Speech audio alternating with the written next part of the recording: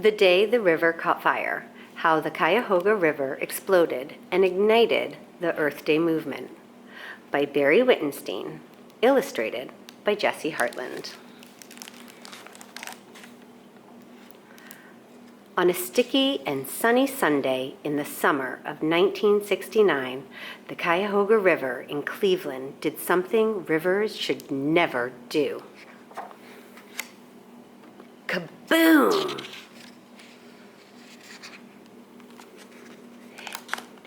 It began when sparks from a passing rail car jumped into the water. Normally, sparks like that quickly fizzled out.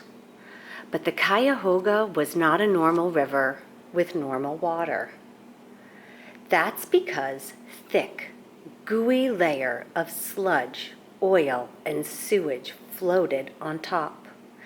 Instead of fizzing out when the sparks met the oily concoction, kaboom! Flames shot high into the sky. Fire engines and a fireboat arrived and extinguished the flames within minutes. Then they returned to their firehouses, and that was that. Ho-hum. No one was surprised, surprisingly. It's burned before, people said. It'll burn again. Which was true. Since 1886, it happened 13 times. In 1912, 5 people lost their lives, and the 1952 fire caused over $1 million in damage. It wasn't always like this. The Cuyahoga was once beautiful. The rivers begin in the north and snakes its way south to Akron, then wiggles up to Cleveland and Lake Erie. Over the years, along the Cuyahoga's path, indigenous groups such as the Ottawa tribe, the Ojibwe, and the Ohio Seneca people went canoeing, swimming, and fishing, and ate what they caught. That's how clean the water was. Then came the Industrial Revolution. Factories, steel mills, and slaughterhouses began popping up along the rivers of cities. The population of the country was growing and moving west. A lot more of everything, from steel for automobiles and skyscrapers to gasoline, food, and clothing was needed, and fast. Factories released their waste into nearby waterways, not caring about the environment or what their slop, slush, gunk, and rubbish did to it. That's how the Cuyahoga became a toxic soup of wood, metal, chemicals, oil, and even animal body parts.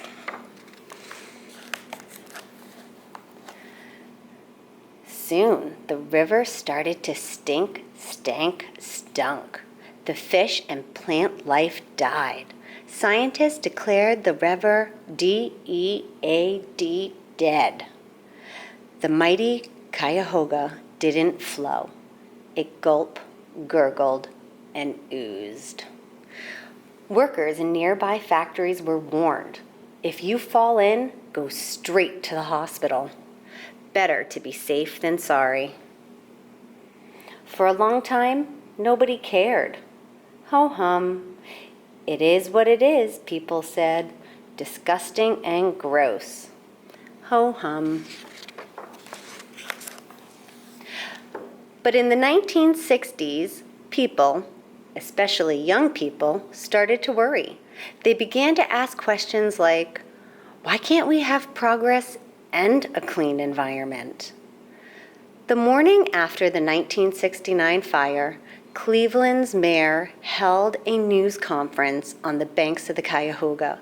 He declared war on pollution. His name was Carl Stokes. He was one of the first black mayors of a major American city. The days of ho-humming were over, he said. Somebody needed to take action. Cleveland had suddenly become a symbol of the nation's pollution crisis. Newspapers and magazines told the story of the exploding river.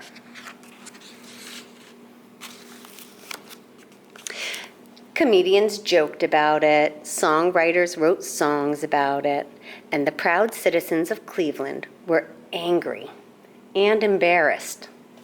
But they were not alone. Rivers in many other industrial cities like Baltimore, Detroit, and Philadelphia also burst into flames. Things were kabooming out of control.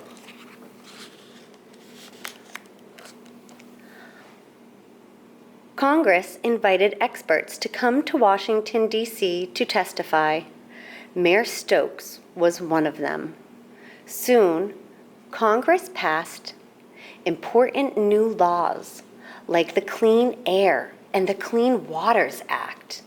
And within a year, on April 22nd, 1970, the first Earth Day took place.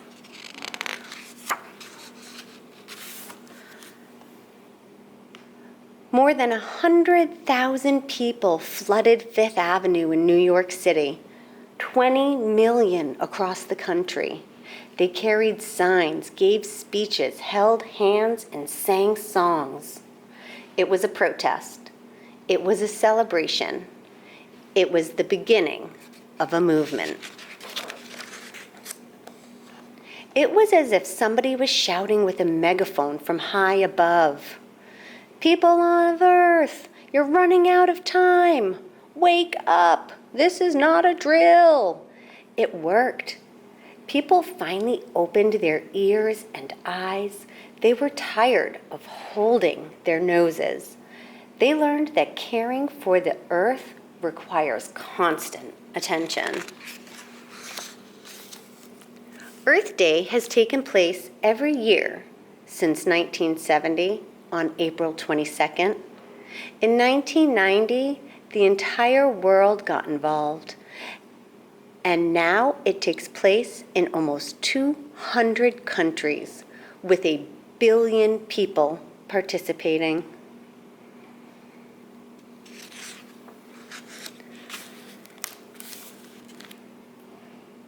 The 1969 Cuyahoga River fire helped the country understand that this bright blue marble floating through space is our only home.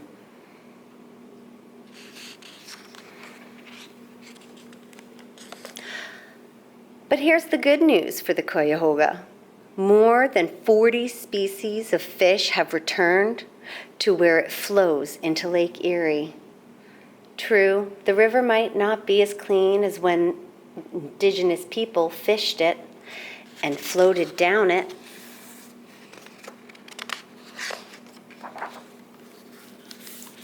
But at least it doesn't go kaboom. The end.